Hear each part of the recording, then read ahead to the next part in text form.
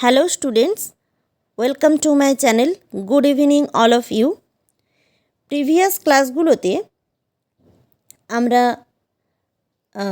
C floor spreading এই বিষয়টা almost complete করে ফেলেছি এবং এখান থেকে যা যা কোশ্চেন অ্যান্সার হয় সেগুলো আমি তোমাদের প্রোভাইড করে দিয়েছি।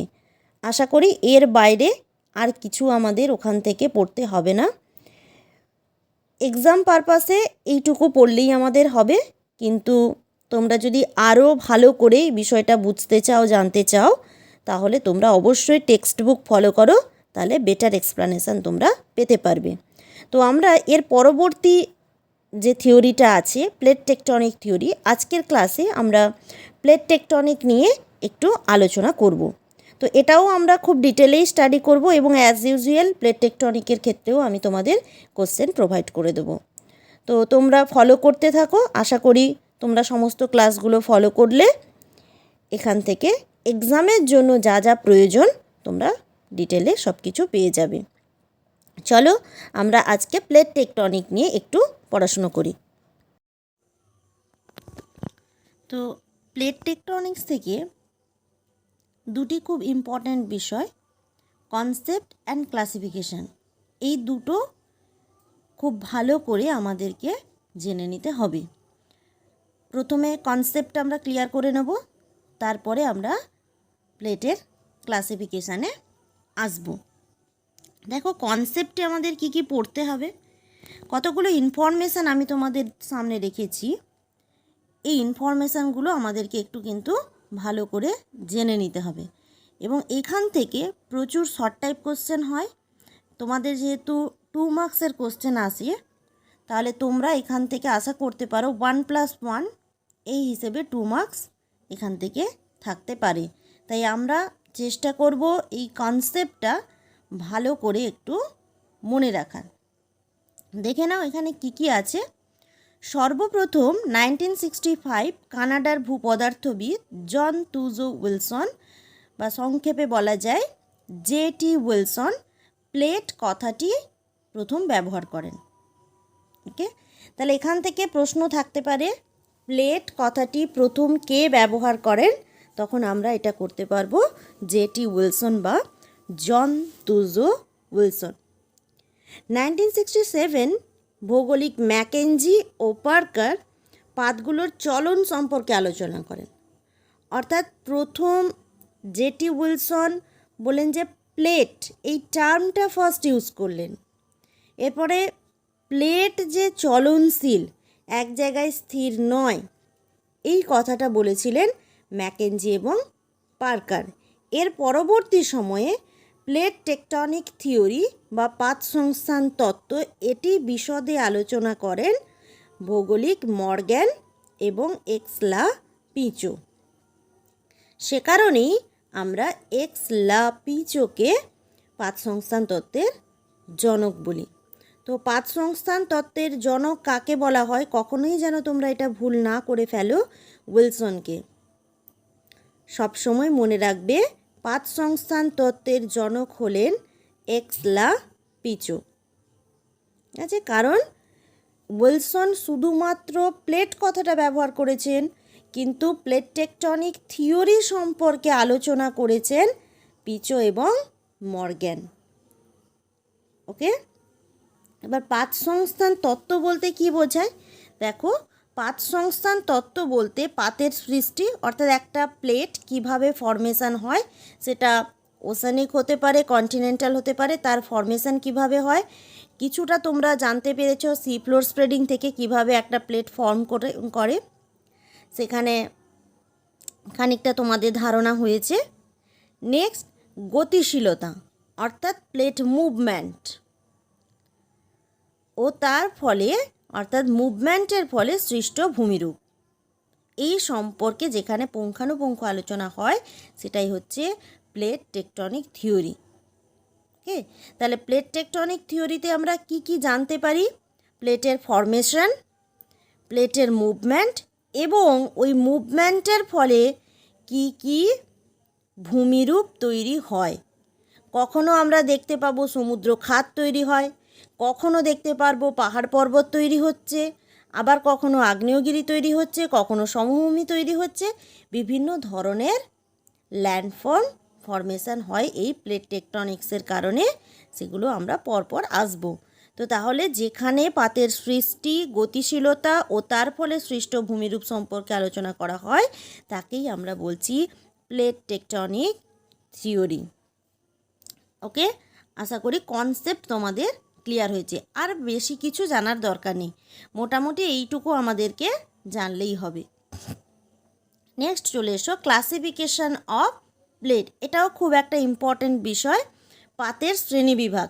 এক্সাম পারপাসে তো অবশ্যই ইম্পর্টেন্ট, পরীক্ষায় বেশিরভাগ সময় তোমাদের এই ক্লাসিফিকেশানটা আসে। তো এখানে আমরা দুটো বিষয়ের ওপর ভিত্তি করে ক্লাসিফিকেশান করব। ফার্স্ট আছে দেখো ক্ষেত্রমান অনুসারে পাতের শ্রেণীবিভাগ, মানে আয়তন। ওকে, তাহলে পাতের ক্ষেত্রমান অনুসারে যদি আমরা শ্রেণীবিভাগ করি তখন আমরা দেখব যে পাতকে আমরা তিনটে ভাগে ভাগ করতে পারি। কি কি? বৃহৎ পাত, মাঝারি পাত এবং ক্ষুদ্র পাত। এবার প্রশ্ন হচ্ছে, তোমরা এটা ভাবতেই পারো যে বড়, ছোট বা মাঝারি এগুলো তো আপেক্ষিক বিষয়।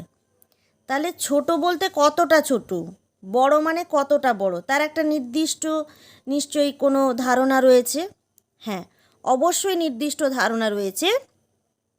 তো আমরা যদি ছোট থেকে মনে রাখার চেষ্টা করি তাহলে আমরা বলবো কত না 1 to 15 লাখ স্কোয়ার কিলোমিটার। ধারণা করতে পারছো ছোট মানে কতটা হয়? 1 সেন্টিমিটার, মিলিমিটার, কিলোমিটার নয়, 1 থেকে 15 লক্ষ বর্গ কিলোমিটার ক্ষেত্রফল বিশিষ্ট পাতকে আমরা বলবো ক্ষুদ্র পাত। তাহলে মাঝারি পাত, তার ক্ষেত্রফল কত হবে? 15 থেকে শুরু হবে, 15 লক্ষ স্কোয়ার কিলোমিটার থেকে 2 কোটি স্কোয়ার কিলোমিটার এরিয়া বিশিষ্ট পাতকে আমরা বলবো মাঝারি পাত, বোথ ওসানিক অর কন্টিনেন্টাল। এবং বৃহৎ পাত কাকে বলবো বা বড় পাত? More than 2 crore square kilometre area. তো এখানে ধরে নেওয়া হয় 2 কোটি স্কোয়ার কিলোমিটার থেকে 10 কোটি স্কোয়ার কিলোমিটার এরিয়া বিশিষ্ট পাতকে আমরা বলবো বৃহৎ পাত। ওকে, তাহলে ক্ষেত্রমান অনুসারে যদি আমরা পাতের শ্রেণীবিভাগ করি তিনটে পাবো, বৃহৎ পাত, মাঝারি পাত এবং ক্ষুদ্র পাত।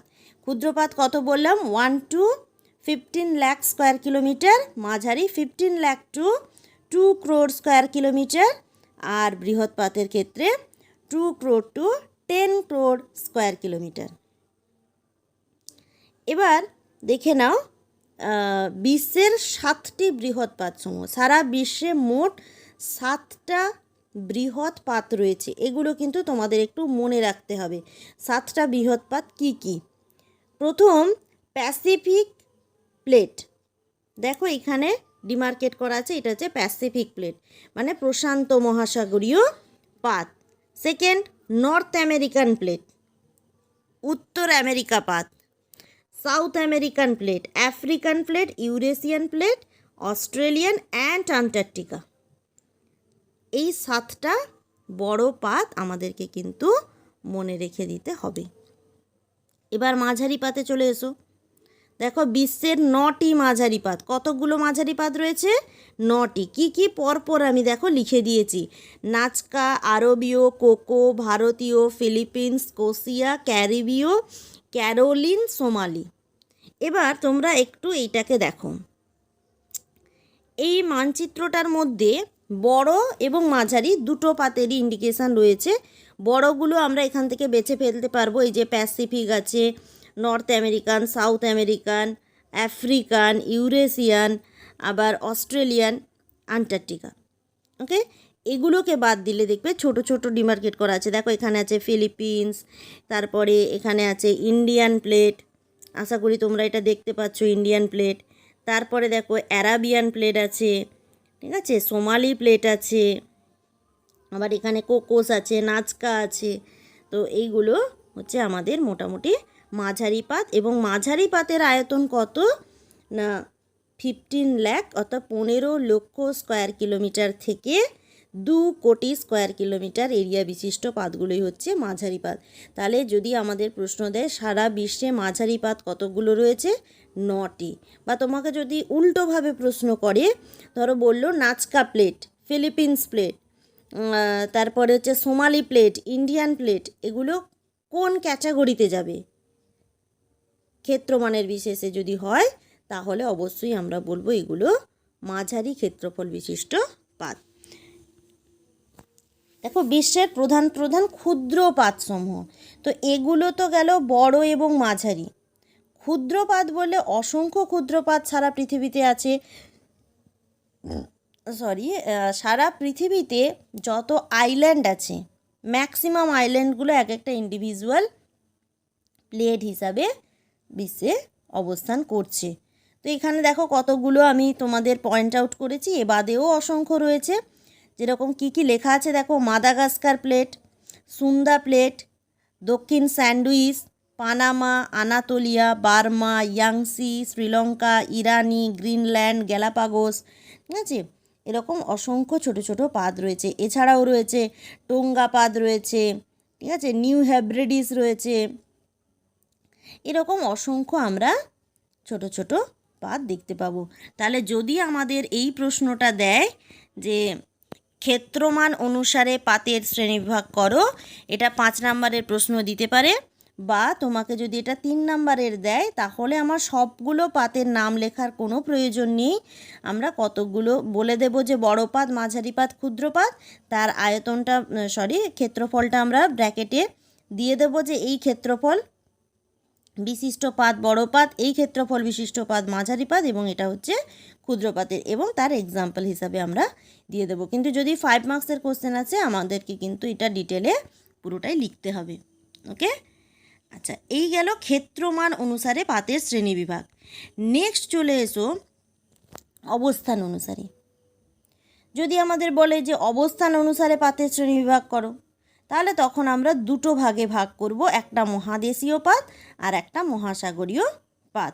দেখো এখানে দেয়া আছে কন্টিনেন্টাল ক্রাস্ট বলে, এটা মহাদেশীয়, আর একটা হচ্ছে ওসানিক ক্রাস্ট মহাসাগরীয়।